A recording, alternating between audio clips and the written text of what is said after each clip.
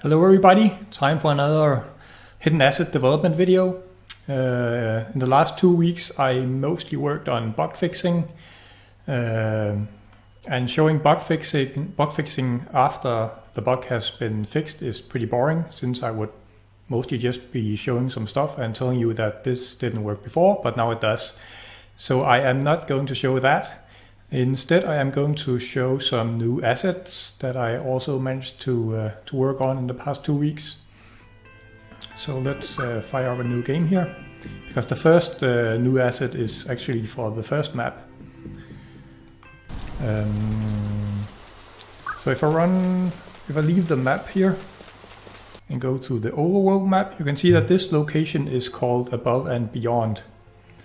And that is because the restaurant and the nightclub here is called Above and Beyond. But I realized that if the player at no point while playing on this map actually rotates the map, he won't see the sign over the entrance, and the player might be wondering why the hell this location is called Above and Beyond. So I made a new asset for this map, and let me just place that. It's a huge banner for the side of the building here that says Above and Beyond, so that the player will know why it's called that. Let's just place that, not there.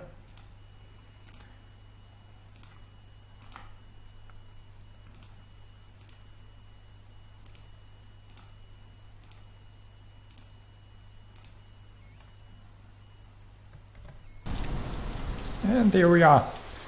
So now the player should at least at one point notice that why this location is called Above and Beyond. Oh, and if you're wondering why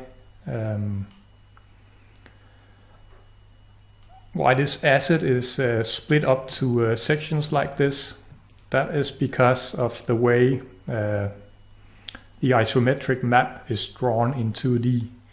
Because this game is fully 2D, there's no 3D going on here.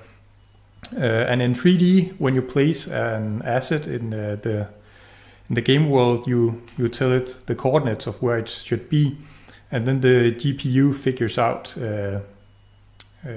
in which order the assets should be drawn, so that things behind other things will be drawn before them.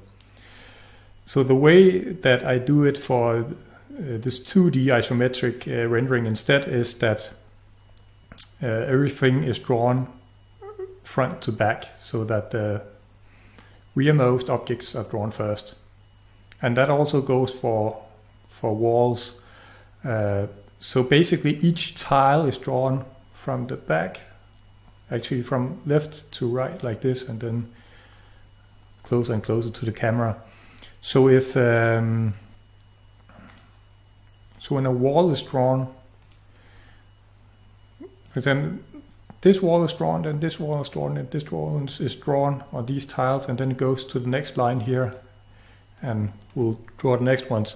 So if that banner was one big asset, it would go across multiple tiles. And for example, if I placed it here and it also was supposed to go this way, then as soon as this wall was drawn, it would be drawn over the banner asset. So everything is drawn according to its tile, and that also includes, for example, stuff like these cars. This car is drawn, I think, in 4 sections. One section for this tile, and one for this tile, one for this tile, and one for this tile, all vertically aligned to the tile. And the same for characters. If I can just do it here, I'll just walk instead. While I'm on 2 tiles here, half of my character here is drawn on this tile, and the other half on this tile. So everything is done in code instead of GPU, since it's 2D, and that can be quite complicated at times. But once I've got a system up and running, it's pretty easy to handle now. Anyway, there was a bit of a digression, I think. And now I've removed the banner again. But anyway, that was one new asset. Let's go to this map here, which you are probably familiar with at this point, because I also made some new assets for this map, one of which is another banner, and that is a for rent banner for this building here.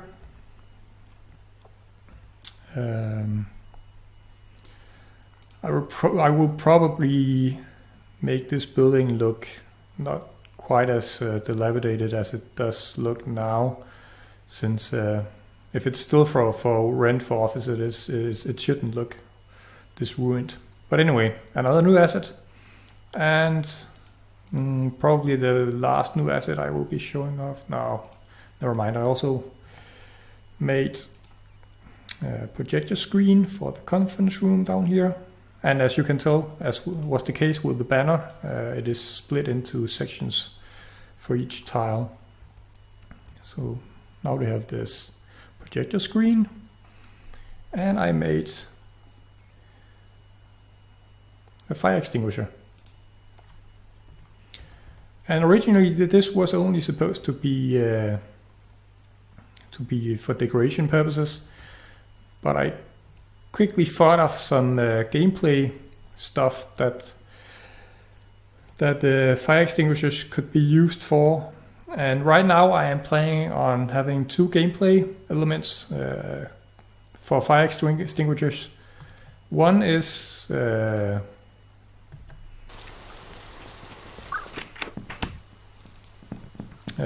when you simply use it by clicking on it like this, that you will set it off and it will release some smoke that will fill up this area for a while, and that you can use for cover.